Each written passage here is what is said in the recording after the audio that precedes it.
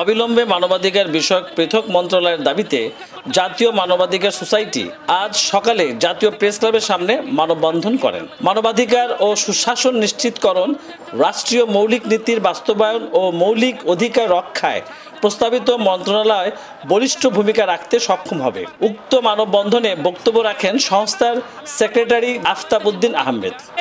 এবং আমাদের যে প্রস্তাবিত মানবাধিকার বিষয়ক মন্ত্রণালয়, এই মন্ত্রণালয় বিশেষ করে অসহায় মানুষদের জন্য, নিরন্ন মানুষের জন্য, বঞ্চিত মানুষদের জন্য এবং আমাদের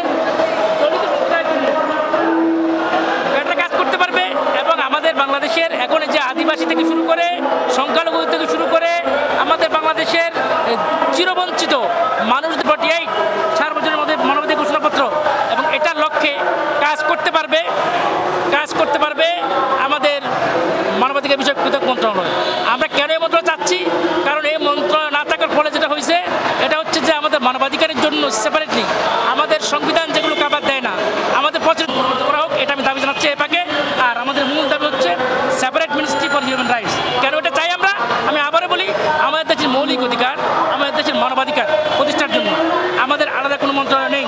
আমাদের যে কমিশনটা আছে, কমিশন যে একটা আছে, ওই একটি কারণে আসলে মানুষের অধিকার প্রতিষ্ঠিত হচ্ছে না। কারণ তারা বন্দী, আইন মন্ত্রণালয় তাদের বিভিন্ন মিনিস্ট্রির কাছে তারা বন্দী, তারা কোনো কাজ করতে অ্যাক্টিভলি অ্যাকশন প্ল্যানে যেতে পারছে না। কোনো বিবৃতি দেওয়া, প্রতিবেদন দেওয়া, এটা কোনো মানবাধিকার কাজ নয়।